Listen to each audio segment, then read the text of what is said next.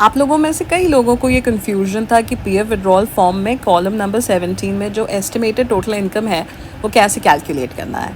इसलिए मैं सोचा कि एक छोटा सा क्विक वीडियो बना दूँ टू हेल्प यू आउट। अब इसके बाद भी अगर कोई कन्फ्यूजन हो तो आप मुझे कमेंट सेक्शन में कमेंट छोड़ सकते हैं, बट फ़िलहाल के लिए just watch this video and I am hoping कि आपको इसके बाद थोड़ा सा कन्फ्यूजन कम हो जाएगा।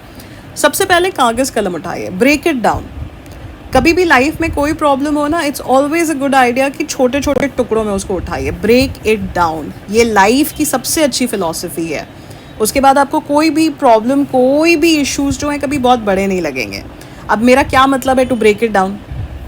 मेरा मतलब है कि कागज़ कलम उठाइए और अप्रैल 2021 से लेकर के मार्च 2022 तक लिख डालिए, ठीक है? सारे मंथ का नाम लिखना है, कोई मंथ छोड़ना नहीं है। ये है आपका वो सारे मंथ्स जिसमें आपको ये कैलकुलेट करना है कि इसमें आपको कितने पैसे आने वाले हैं। इसी का मतलब होता है टोटल इनकम, कि आप किसमें क्या कमाओगे। अब इसमें क्या क्या आपको देखना है कि कौन कौन सी चीज़ को आपको ऐड करना है। तो सबसे पहले आती है आपकी सैलरी। अब मैंने नौकरी छोड़ दी है, मैं नौकरी ढूंढ रहा हूँ, ये सब सवालों पे हम आएंगे। पहले कौन कौन से हेड्स हैं पहले वो देख लेते हैं। तो सबसे पहले आपको हो गई सैलरी। उसके बाद अगर हाउस से आपको कोई प्रॉपर्टी है और उससे आपको कुछ इनकम आ रहा है, रेंट पे आपने दे रखा है एट्सेट्रा एट्सेट्रा, तो उसका इनकम। Capital gains.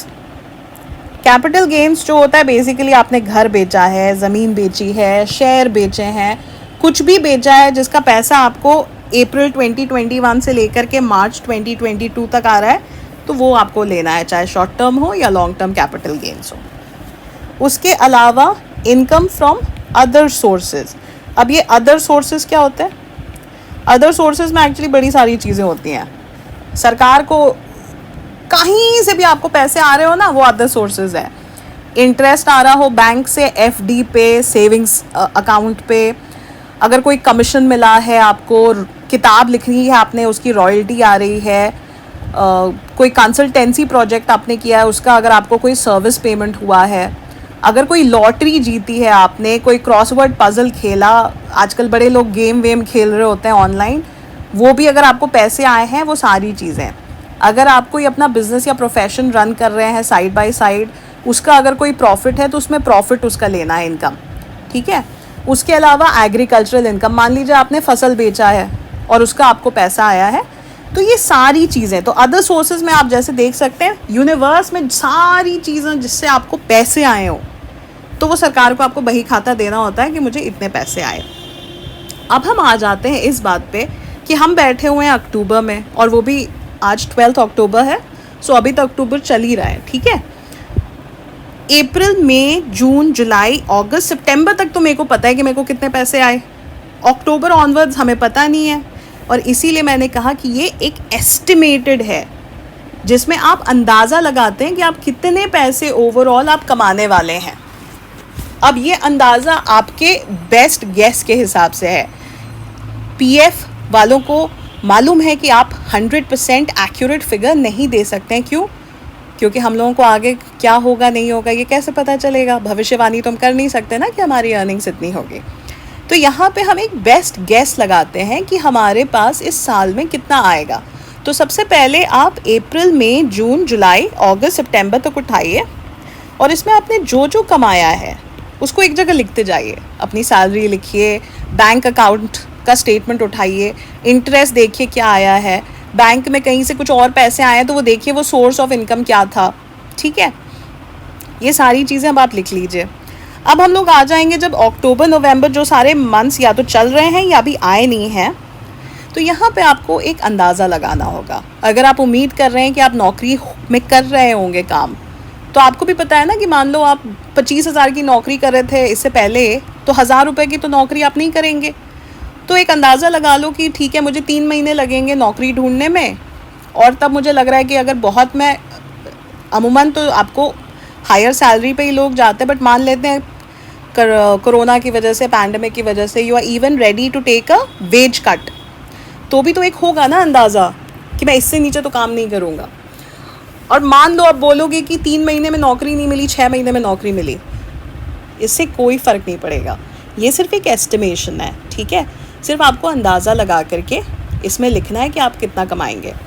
और इन सारे पैसों को जब आप जोड़ लेंगे तो जो सबसे इम्पॉर्टेंट चीज़ है जिसको भूलनी नहीं है, कॉलम नंबर 16 में जो हमने कैलकुलेट किया था, यानी जो पीएफ विड्रॉल अमाउंट है उसको हर हालत में यहाँ पे ऐड करके उसके बाद आपको 17th नंबर का अमाउंट मिल जाएगा, ठीक है। बस इतना ही सा है टोटल इनकम। आई होप इसमें आपको कोई कन्फ्यूजन नहीं होगा। अगर आपको लग रहा है कि नहीं अब इसके बाद मैं कोई नौकरी नहीं करने वाला, मैं बस अब घर पे बैठ करके कोरोना ख़त्म होने का इंतज़ार करूँगा, तो देन इन दैट केस आपने अभी तक जितने पैसे कमाए हैं, अगर आपके बैंक अकाउंट में कुछ पैसे हैं, एफडी में कुछ पैसे हैं और आपको पता है कि अच्छा ये एफडी इस दिन मैच्योर हो रहा है, तो वो सब चीज़ों को जोड़ करके आप उसका एक कंप्यूट कर लीजिए। वरना नहीं तो अगर आपको लग रहा है कि आपको आपके अकाउंट में 0 पैसे हैं, आप कोई नौकरी नहीं करने वाले, तो जो अभी तक आपने पैसे कमाए हैं उसको जोड़ करके उसमें पीएफ विड्रॉल का वो जो 16 नंबर कॉलम में जो अमाउंट था उसको ऐड करके 17 नंबर में लिख देंगे। बस इतना ही है। मैं फिर एक बार रिपीट करना चाहूँगी कि 17 नंबर सिर्फ एक एस्टिमेशन है। 17 नंबर में जो भी अमाउंट होगा ये गैस वर्क है। ना मैं ना आप, हम में से कोई नहीं जानता कि हमारी एक्चुअल अर्निंग्स क्या होंगी बाय द टाइम हम जब अपना इनकम टैक्स रिटर्न्स फाइल कर रहे होंगे, क्योंकि वो भी महीना आया नहीं है, करेक्ट। तो ये हमारा सिर्फ एक प्रोजेक्शन है, ये हमारा एक प्रोजेक्टेड फिगर है कि हम लोग शायद इस साल, इस फाइनेंशियल ईयर में इतना कमा पाएँ। ओके, सो आई होप कि आपको कॉलम नंबर 17 में क्या डालना है ये समझ में आ गया होगा। अगर अभी भी कोई कन्फ्यूजन है, होना तो नहीं चाहिए, लेकिन अगर कोई कन्फ्यूजन है तो आप प्लीज़ कमेंट सेक्शन में अपने कन्फ्यूजन क्वेश्चंस डाल सकते हैं। मैं बिल्कुल क्वेश्चंस का बुरा नहीं मानती, I love answering questions. Professor हूँ ना, वो आदत नहीं जाती। जब तक डाउट्स और क्लैरिफिकेशंस हम लोग दे नहीं देना, तो वो लॉयर बनने के बाद भी that thing is still there. So अगर आपको कुछ भी क्वेश्चंस कुछ भी हो तो आप प्लीज़ आप मुझे मैसेज करें, मैं आपको उसका जवाब ज़रूर दूँगी।